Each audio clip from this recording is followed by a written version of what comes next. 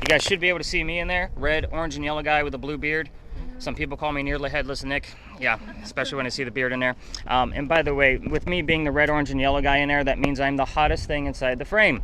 Yes, sorry fellas, but that's how that goes. The ladies outnumber you guys tonight. But with this one, and I run probably a lot quicker even with my 30-pound bag. But anyway, we're looking for those cold spots like KIARA said. So they're going to be blue and black. We're always going to have blue and black in the frame. However, what are we looking for? We're looking for it to move or to take shape. When I say take shape, I want a head, shoulders, moving arms, and legs. That's not red, orange, and yellow. I want it to be blue and black. So I also love to give you stats about my equipment. I'm not a TV show host, as I've said. I capture about 4 to 5 pieces on this guy per year that I would put my stamp of approval on, not per episode. So again, not a TV show host. So I do have dozens of others, but let me explain what that looks like. There's a blue dot bouncing around the screen. It is showing you the coldest spot in the frame at that particular moment. It is 68 degrees out here for us ambient. Obviously, it feels a little chillier than that because of the wind. So I'll be looking for 53 degrees and colder because I'm looking for 15 plus degree temperature drops out of this. And I also want that to move. I don't want it to stand still on somebody's windshield or a sign that caught some wind or you guys get it, a can on the ground kind of stuff. It needs to move as well. So that's the beauty. And I do have dozens of those, but those blue people that I talked about 4 or 5 of those come up per year. So with this one, I'm going to hand this one off to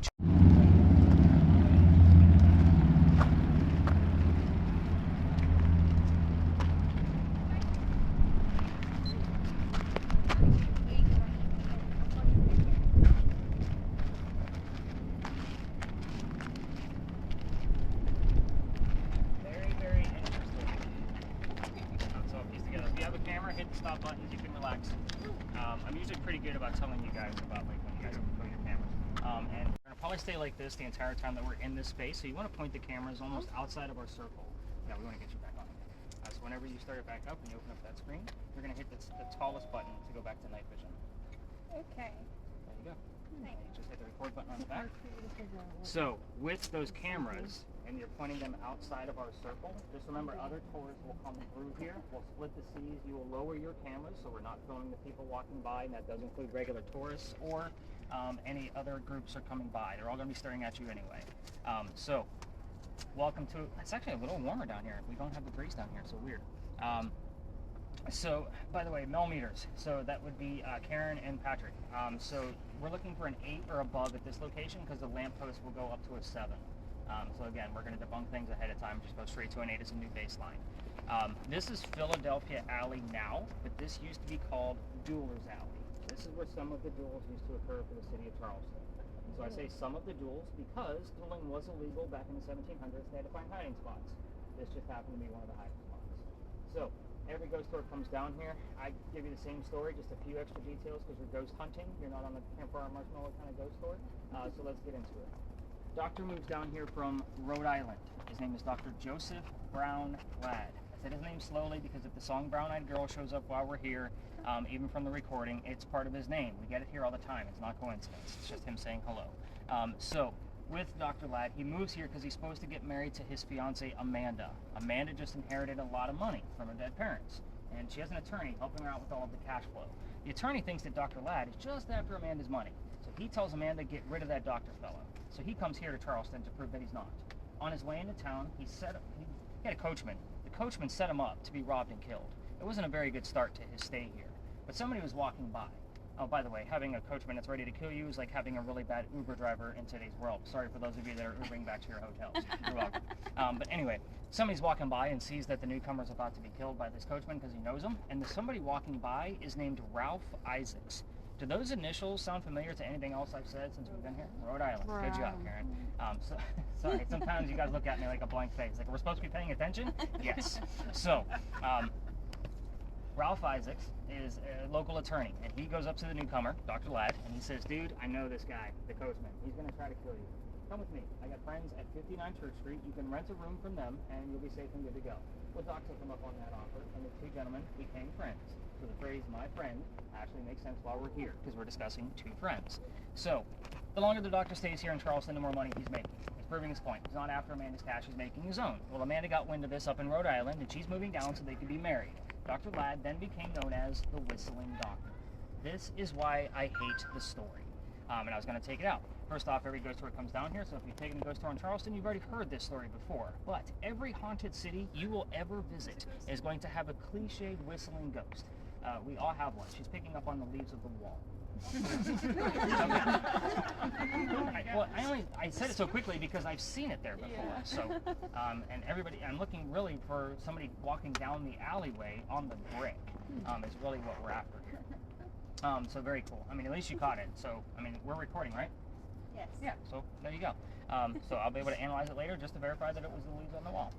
So moving on. So you guys are all going to hear about a cliched whistling ghost from a haunted city. Ours just happens to be a doctor. So why are we in Dueler's Alley talking about a very happy doctor? We're not. Dr. Ladd and Ralph go see plays together, but they can't sit next to each other because the doctor makes more money. That's the hierarchy of Charleston. He gets better seats. That's how things went back then. So on the way home, they're discussing the new actress that they just saw on stage, and Dr. Ladd thought she was great. Well, Ralph didn't. They start arguing over the actress, and then Ralph is now insulting the doctor's fiancée, Amanda, back home in Rhode Island. It got really ugly between the two gentlemen, and they go their separate ways. But the next day, Ralph goes to his friends at the newspaper and places an ad in the paper telling the whole city of Charleston what he thinks of the doctor. Kind of a, you're a disgrace to society kind of shit. Well, doctor saw this ad and rebutted with, let's go to Dueler's Alley. We're going to settle this, and somebody's going to die. So they came down here, back to back. By the way, this whole argument started over an actress. I'm just going to point that out of how dumb shit was back in the 1700s. They come down here back to back. They took their 10 paces. They turned. Doc pointed his gun in the air and shot his one shot. He did not want to kill his friend. He just needed the courage to show up to the fight. But Ralph has this one bullet still, and he puts it in the kneecap on the doctor, proving his point. He's still pissed and not willing to forget. Doc fell to the ground. His friends picked him up, took him home to 59 Church Street, where he died 10 days later on November 2nd of 1786. So, ironically enough, that is Thomas Pinckney's birthday that we just had the happy anniversary from. He also refused medical treatment, and I'm going to just point out a few things about the last statement of the whole story. First off, it's 1786. Gunshot wounds back then are a lot different than what we know of them now. Secondly, he is a doctor. He probably just thought he had lead poisoning and tried to bleed it out himself, but he failed because he died. So, every ghost tour that comes down here and stays here and tells his story tells them to listen for the whistles. We have 3 cameras running plus my voice recorder. If we're going to capture a disembodied whistle, it will show up on one of those 4 devices more than likely. However, I can't tell you how many times in the past 5 years I've been coming here that I'm spot checking KIARA's recording, and when I'm spot checking all of your media, by the way, it's minute 1, 5, 10, 15, 20. I'm not looking and spot checking it into, there's a method to my madness. I get the whistling part of a song, and then the word doctor immediately after from a commercial. Happens all the time. I don't look for it, it just shows up. It's just him saying hello. So, if you're going to try this on your own, because I can't take you all the way through here, remember I've been booted out, we're going to talk about that in just a minute, because it is the fun part of the story. If you're going to try it on your own with the voice recorders from your phones, just remember every local knows the damn story. Anybody walking up and down Cumberland Street or Queen Street, we all throw a whistle down the alley. It's just something we do here. Even if I drive past this alley, I still whistle in the car. It's just something we all do here. So let's talk about how I got kicked out of here. Because Sarah looks really, really interested. As soon as I said kicked out, she said trouble. Let's hear about it. Now, the alley didn't always go all the way through the way we came in. There used to be a wall up there. So the reason why I'm telling you this is because this was called Cow Alley before it was Dueler's Alley. So we're going further back in time. It's called Cow Alley because they kept all the livestock here. Cows, goats, and chickens. So they started down there and worked their way this way as they built it over the years to what you guys see now. We're talking hundreds of years. So those bricks down there are older than the ones we're standing on. Those are sun-dried bricks from slave children. There's a full handprint from a slave child down at the end that I used to tell my folks about as a history lesson. There's nothing paranormal about that brick. I used to tell my groups because the kid's not there. You guys already know how I feel about cemeteries. One night, November 26th, 2020. I'll remember this night for the rest of my life. Yeah, Kara's looking at me like, oh shit. Yeah, it's serious. So I told my group about the brick, and we're about to go show it off to them. And we get down there, and they all stop and huddle around the brick, waiting for something to happen the way we're standing right now. I'm trying to shoot them along. Like, guys, we got to get going. We can't stay here. I'm just trying to be respectful to the house at the end of the alley. Beautiful mansion. We're standing right outside this gentleman's dining room window, and he gets pissed, and he comes out. He's screaming his head off at me. My daughter was on the tour that night, by the way. She was about 14 years old, and she thought it was hysterical that Dad was getting yelled at. She was all about it. We moved on. The next day was Thanksgiving. I don't tour on holidays because I used to work in upper management for Walmart. And you guys fight over towels on Thanksgiving and scarred me for life. I don't do holidays anymore. Now, the next day was the 28th. I called my partner that brought me into tourism, and I told him what happened, and he's laughing already because he already received the complaint from the tourism office here in Charleston, and he's basically said, you're only allowed to go down halfway. Figure it out, and he hung up. I'm like, oh shit. So here's what happened. I'm sold out again because it's Black Friday. Tickets were much cheaper than Black Friday too. I could just kind of willy-nilly things at times. But anyway, I told my group that night, I can't take you that way. And where we're going, I've never had anything happen over there. And I'm into vampires, not pirates. I would normally tell you a pirate story next, but I've been booted out of there too. But before we left the space, oh, by the way, let me stop there for a second. If I tell you we're about to go investigate a pirate, who do you think we're going to investigate? Blackbeard? Blackbeard is usually the first name. Somebody heard the name Anne coming out of a spirit box. I didn't tell them it was going to be Anne Bonny, the female pirate. So, take that for what it's worth. I took them around the corner, told them what I did know about piracy in Charleston, and remember, it's not my thing. I had about 3 hours to do some quick reading. Didn't have much. Just let them kind of explore the space to see what happened. Somebody else heard the number 300. I didn't know what it meant. I wrote it down. Go back to the office. I'm researching. Turns out we were there November 28th of 2020. Anne Bonny's trial for piracy was November 28th of 1720. We were there on the exact 300th anniversary of her pirate trial. Wow. So, yeah, I usually get the wows and a couple of head nods like, okay, I can see that. I was actually kind of pissed off. Let me explain. I have a master's degree in creative writing, and all of my bachelor degrees are in other forms of writing. I need facts and data when I'm researching because that's what I'm trained to do. Pirate stories come from pirate lore. Pirate lore was written 100 years after the days of Blackbeard and Anne Bonny. That's a problem for me, because whenever you guys found something that could be relevant, I had to read like 5 textbooks just to try to verify it. I've done more reading on pirates than I've ever wanted to. That's why I was joking around about that pirate toy that just walked by, and I said I could probably like outdo their knowledge any day of the week, because I played every video game, watched every documentary, and read every damn book on pirates that I possibly could find, just trying to verify things. And that does include captain logs that I did get a hold of overseas. They're pretty cool. Oh. I'm only telling you all of this pirate stuff because the bleed over still occurs, because we're going to be next door to the place of where I've been kicked out of, but I can't tell you the story, so things can occur. I'm going to take that 16. That's actually very exciting down here. This is me excited, everybody, in case anybody wanted to take a picture. Again, I'm not a TV show host. I'm very excited because that is a rarity. So, Patrick, you got nothing out of yours? Dag nabbit, you're fired, man. It's been at 0 the whole time, and then when you start talking about pirates, it started going up. Weird. Dan, what do we got going on with the word list? Inspiration, elsewhere, chase, writer. Writer? Writer! Yeah, I did writer. Writer. Yeah. Oh, now it's going down. Okay. Not surprised. Oh, you know what? The writer actually might be relevant to who we're talking about. Like, back to Dr. Ladd. Dr. Ladd actually wrote poetry while he was here in Charleston. I normally don't bring this up until something pops up around it. But after he died, because he was only 22 when he died, by the way, his sister, Elizabeth, actually published his work after he died. You can buy it on Amazon. I have a copy at home. It's very interesting work, actually. He wasn't a great writer, but he also wrote speeches for politicians. So take that for what it is. So again, if we get something else relevant to that writer, it's going to be relevant to Dr. Ladd, not me. Was he in faculty? Faculty. That just happened while you were talking about it. No. Let's see. So what's going to how's your battery look on your camera, Angelina? Good. Really? Still good? You shouldn't have a loose one. No, you're done. We'll get you a new one when we get up there. So I carry several with me because that's the only camera I got to swap batteries out with, except for when we don't get one blanket late on Patricia's. So cameras, go ahead and hit your stop button when we get up. Yeah. What happened was It's interesting, crazy how I did. they got a control and came down and destroyed the mansion and then went across to the other side of the fence. That was the path. Ooh.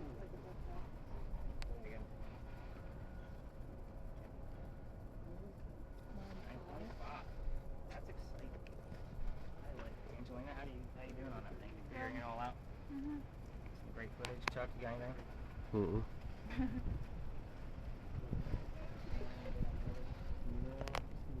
But I was getting like 20 and He actually just got a 9. It's just like millimeter. So do you like zoom in out? Is mine like power it off? It goes back still, but we can power it off. I'm just curious. I like stuck it. Yeah, you're not on hold on. Yeah. 9.5 again. Just went to 9.5 again. 9.5 again. Yeah. Same sarcophagus that you're Yep, right here.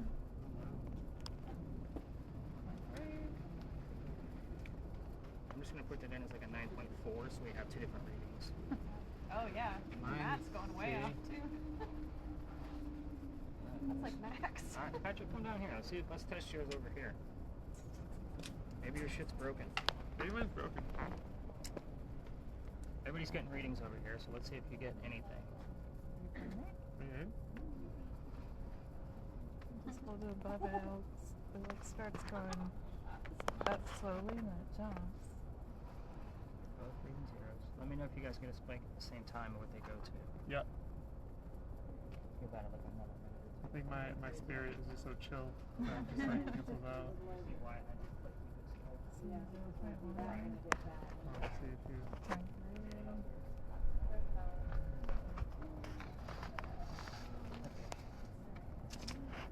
All right, Angelina, what's your timer look like? How long we been here? 7 minutes. Okay, don't do it another minute.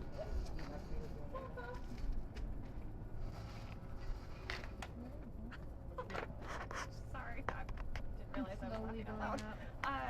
Everybody's getting activity Oh, there, I'm so I sorry. was like, what can you tell me about the sarcophagus? And then I got told Jeff to do a part, and then I said, who's in there? And I got a 0, 0. And then I said, is there a name associated with that sarcophagus? And I got, with you right now. So one of these sarcophaguses, I want to say this one, is actually that William Rhett, who actually fought the gentleman pirate Steve Bond. So I'm pretty sure it's that one right there. Yes. It's only because he had money to make it. He was kind of like the joke of Blackbeard. Like he was like Blackbeard's first mate for a little while, and they had their differences. But yeah, William Rhett is the one who caught him. So, how'd our little test go with the millimeters? Did we get the same numbers at the same time? No. Well, that means zeros at the same Zeros. time. I just had 11.2. 11.2.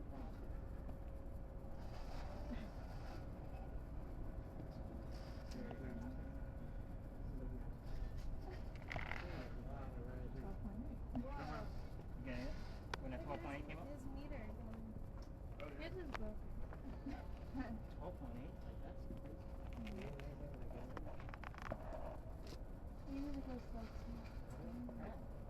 You need to get paralyzed and you see kind of like it doesn't. Actually, it's good on this one here. I get excited about the twos. All right, let's wrap this one up. Cameras, hit your mouth, right? Yeah. Oh, I love how you turn over your glasses. That's great. Take your glasses off. No, I get like Hey, sickness without these things. that's the point. Like, Hey, put your blindfold. here, And it is. Ready? Yep, we're all good to go. Okay. And you're gonna turn your volume up here so that way you can't hear me for sure. Well, I think we've had. It is 11 o'clock on the dot. We're gonna take the marker of the belt. Let's start recording. Yes, let's hit those record buttons. We're gonna stay in nice and tight. Millimeters, let me know if you guys see anything weird. Oh my gosh. I see a lady with a crown Lady with and the a crown. glass of wine. Ladies with headphones, what color is a blue banana? Posting? Yeah, you can't hear me. Perfect. Henry, I got 3 folks sitting on this bench, 3 young ladies. We're hearing sounds from a church. Let's verify you're here. Is it for real? Tell us what sound you're hearing from the Honest. church.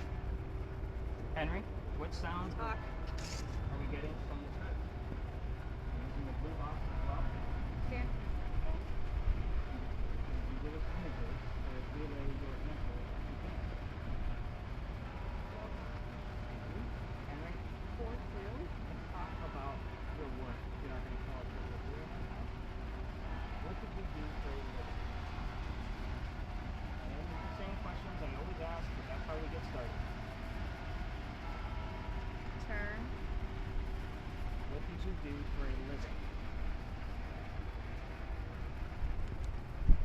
Morning. Faith. Print. VR. Print. I like it. We have the word print that showed up. Henry, try to use. Speaking to a crowd. Stone. Yes, we're going to try to channel through the young ladies on the Especially bench. cryptic. Especially Henry, talk to us about your last page Amen. that you wrote. Right beside you. What's so special about the last page that you Valid. wrote? Time. Risky. Henry, if you want me to change the subject, you have to let me know what topic to change it to. Dr. Ladd, if you're here, you need to 47. use your Labor. code word. Gently shut. Dr. Ladd's code word for everybody that can hear me is the word purple. That's not a common word you would normally hear, and the only reason he would interrupt this session is because his house is right around the corner. So Henry, back to you. We're gonna get back to your work. On the shoulder. What's so yeah? Just tap on the shoulder if you're too loud. What's so? Sir.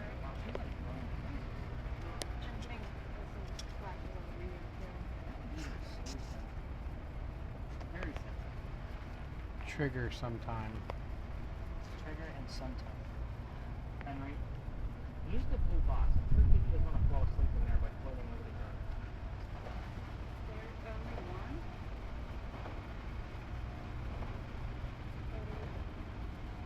No evidence of that. Henry, what's so special about the last page you wrote?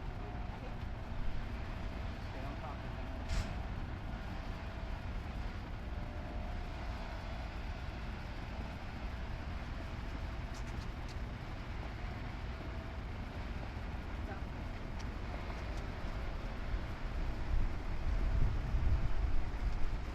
Henry. You know, we don't do this for long. We've already been here at 3, going on 4 minutes.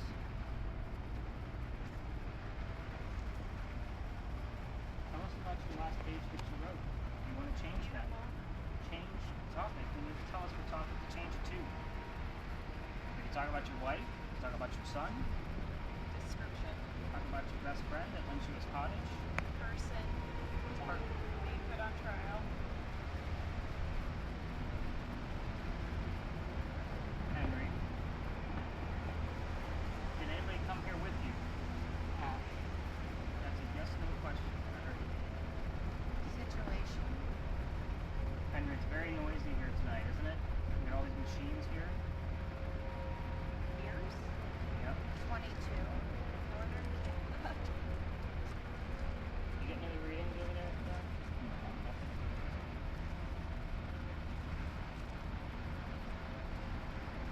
Henry, let's talk about what's going on here in real time. We've got a lot of machines. You said the word ears. Is it too loud? Are you too loud for you? Is it too loud for you here? Because it's a little even distracting for me. Gil. Can you give us another image?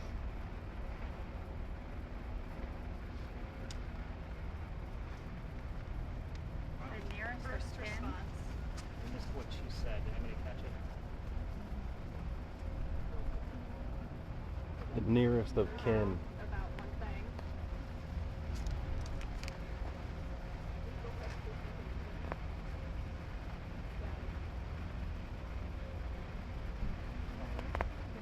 Don't have to worry.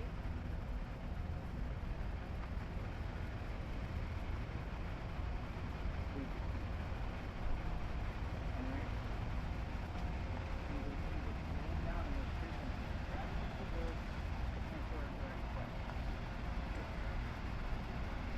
I'll ask again. Is it too loud for you here with this machinery?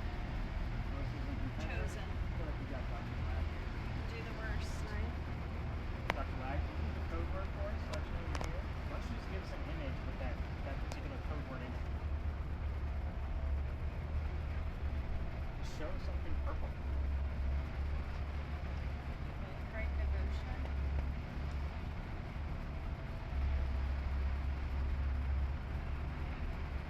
Henry, did you bring Dr. Lag here with you? She also said 22. That's what Dr. Lag meant. 22. Storage. What was it? Storage. Storage. I'm not really sure what that means. Wow, Sarah's like really zonking out over here. Like she's in the zone, man. From. Henry, Safeguard. we're going on 7 minutes, Henry. Fresh. We're running out of time. If you want us to leave, Unholy. use the word home. Free. Stone. Henry, I try not to cry, but we do talk to you every night. I know you're not always happy about me being here. You want us to, you want us I to want to leave. stop Use the word. Poet. Use the word poem. Did she just say poet or no? Poet. Yeah, she did. Henry. How was the bunch last year?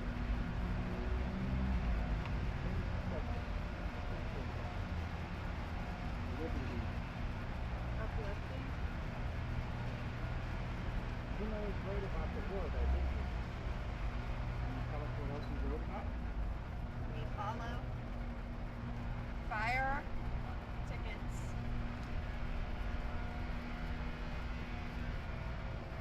Not subject. Henry.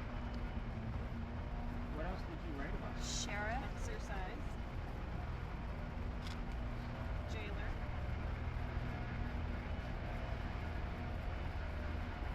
Henry, we're about 8 Master. minutes. Communicate. I'm trying to. You're not Everything. giving us much.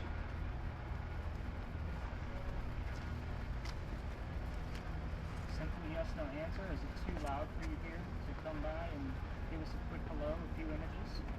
My day. What? Henry, if you throw us one more image, we'll wrap it up.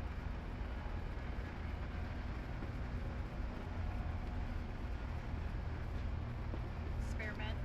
It is a big experiment. Come close to the blue box.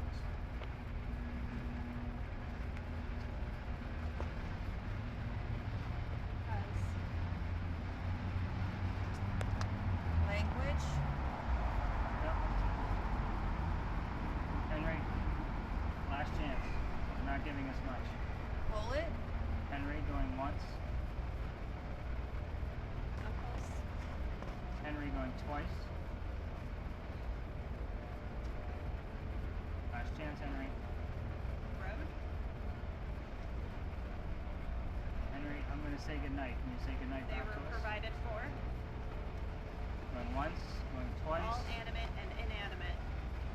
Okay, let's get the ladies tapped out. Can you peel that thing Ceremony. off your face? Hate it. Very weird session. Very weird. Yeah, nobody moved. Kiara, as far as yours goes, you do have a button next to your volume. Yeah. So turn that button the opposite direction. It'll stop the recording so we know that the last 10 minutes was from this experiment. Let's take a look at the one image that we did get. It was a queen drinking a glass of wine. So, yeah, video cameras, hit those stop buttons.